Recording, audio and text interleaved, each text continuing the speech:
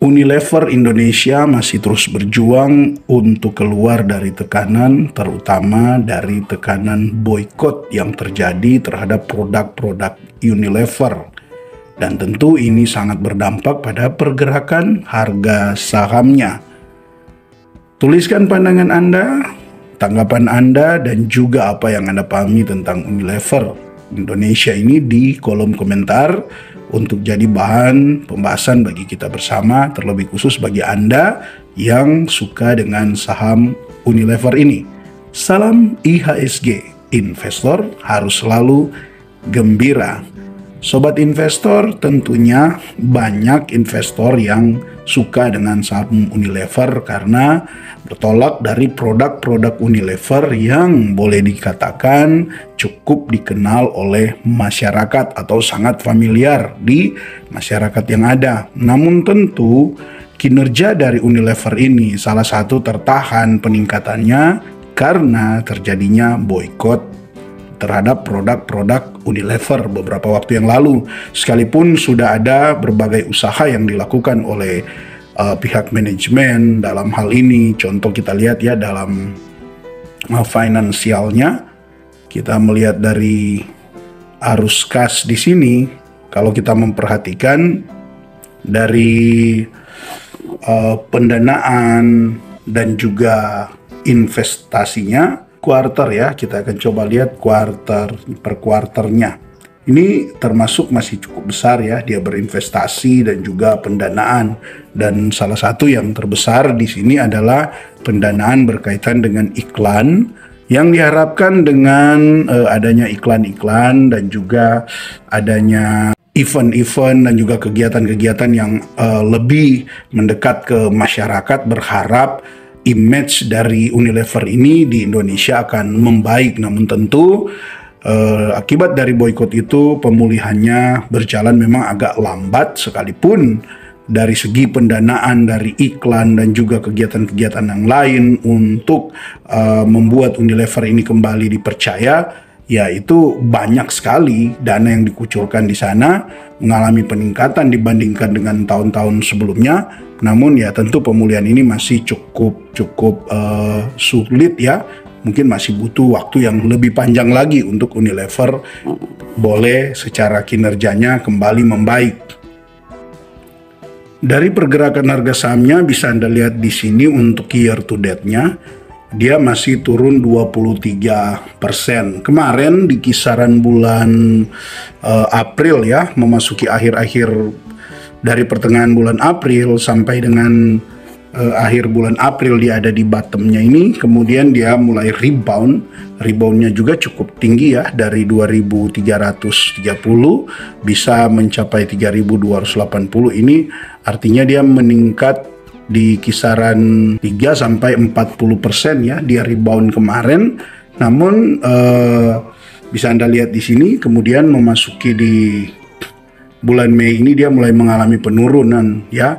Dan memang kenaikan harga saham yang cukup tinggi kemarin itu memang ditunjang oleh dua hal, yaitu yang pertama kenaikan laba bersih di Q1 yang cukup bagus ya, bisa meningkat lebih tinggi dari Q1 2023, bahkan jika dibandingkan Q on Q-nya dia meningkat sangat-sangat tinggi ya, bisa 100% lebih peningkatannya dibandingkan dengan Q4 2023. Namun ketika Q2 2024 ini kembali dia tidak melampaui Q1, bahkan dia turun di kisaran 30%, bahkan secara year on year juga dia turun di kisaran 25% ya, bisa Anda lihat hari ini saja dalam perdagangannya dia sudah koreksi cukup dalam hari ini ya. Kita lihat dia sudah koreksi di 8,46%.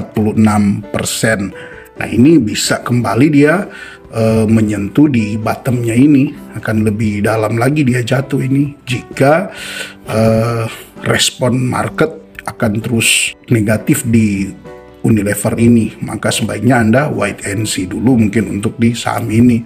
Maka untuk Anda yang mungkin memegang saham ini ya bisalah Anda mungkin menganalisa, sekalipun ini bukan suatu rekomendasi, tapi Anda bisa menganalisa apakah saham ini masih layak untuk dipertahankan atau mungkin ya bukan tetapi di switching lah, dialihkan ke saham yang lain yang mungkin masih punya potensi untuk profit lebih tinggi lagi. Dan kedua kan yang memicu kenaikan harga kemarin ini yaitu pembagian dividennya. Tapi Anda bisa lihat di bulan Juni saja ketika dia bagikan dividen di sini, dia hanya naik sedikit, bahkan tidak menyentuh lebih tinggi dari waktu dia rebound pertama ini. Dan bisa Anda lihat sekarang makin terus mengalami penurunan. Nah, di sini juga Anda perlu memperhatikan untuk Unilever ini, kita belajarlah bahwa valuasi itu sangat penting ya.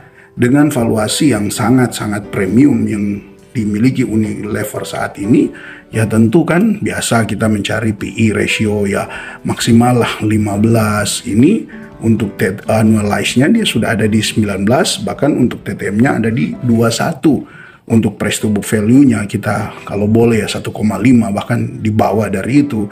Nah, sekarang price to book value-nya Unilever ada di 33. Nah, tentu dengan valuasi yang sangat mahal seperti ini akan membuat orang itu kurang berminat untuk masuk di Unilever, kecuali seperti kemarin labanya meningkat. Tetapi dengan labanya turun ini tentu membuat valuasinya ini jadi lebih mahal dan membuat market itu jadi kurang tertarik untuk masuk di Unilever. Jadi teman-teman, valuasi memang penting sekali untuk diperhatikan dalam berinvestasi. Sekalipun memang valuasi yang mahal tidak langsung bisa dipastikan bahwa dia tidak akan naik. Bisa saja naik, tetapi dengan valuasi yang sangat mahal, untuk dia naik lebih lagi itu biasanya butuh atau akan hanya bisa didorong oleh sentimen-sentimen tertentu yang bisa mendorong pergerakan harga sahamnya itu lebih tinggi lagi. Nah, kekurangan dari valuasi yang sangat mahal seperti ini yaitu ketika lihat saja dia koreksi harga, padahal kan kalau lihat ya biasalah, penurunan laba seperti ini ya biasa saja terjadi. Tetapi dengan valuasi yang mahal seperti ini tentu membuat ketika perusahaan itu turun labanya ya itu akan direspon dengan sangat cepat oleh market, yang membuat ya tidak menutup kemungkinan terjadi panic sell untuk Unilever, apalagi ketika dia rilis laporan terbarunya yang mengalami penurunan. Nah, ini yang penting untuk teman-teman perhatikan, bahwa jauh lebih aman kalau kita membeli perusahaan yang bagus tapi juga di valuasi yang sangat murah. Karena di valuasi yang murah, ketika pun mungkin dia tren kinerjanya lagi menurun, tetap masih mengundang minat untuk orang membeli. Apalagi misalnya PE ratio-nya ada di angka 5 atau bahkan di bawah 5, kemudian price to book value-nya ada di bawah 1. Dan tentu biarpun kinerjanya kurang bagus, orang atau market masih akan mudah untuk membeli saham-saham tersebut, berharap dia akan rebound lagi. Nah, kalau kita lihat dari analis yang diberikan oleh para analisis di sini, memberikan rating untuk Unilever dari 32 analis, itu hanya 4 yang menyarankan untuk beli, sedangkan 21-nya menyarankan untuk tahan dan 7 menyarankan untuk jual. Bisa Anda lihat di sini, bahkan untuk Unilever sendiri target harga terendahnya itu masih di 2.200 ya. Dan untuk target tertingginya bahkan hanya di 3.500. Nah, di harga sekarang ini ya tentu kalaupun dia sampai di harga tertinggi ya dengan potensi profit capital gain ya sekitaran ya 30-50%. Paling bagus kalau kita bisa mendapatkan saham yang ya walaupun hanya prediksi tetapi paling tidak masih bisa mencapai 100%, supaya kalaupun dia mungkin meleset ya oke lah, kita masih dapat di bawah dari 100%, tapi paling tidak masih bisa profit cukup bagus. Jadi teman-teman, silakan teman-teman analisa untuk saham Unilever ini apakah masih layak untuk dibeli, layak untuk ditahan, ataukah memang Anda bisa memutuskan untuk menjual, mengalihkan ke saham yang lain. Ini hanya informasi, keputusan sepenuhnya ada di tangan Anda. Dan tetap semangat berinvestasi. Salam IHSG, investor harus selalu gembira.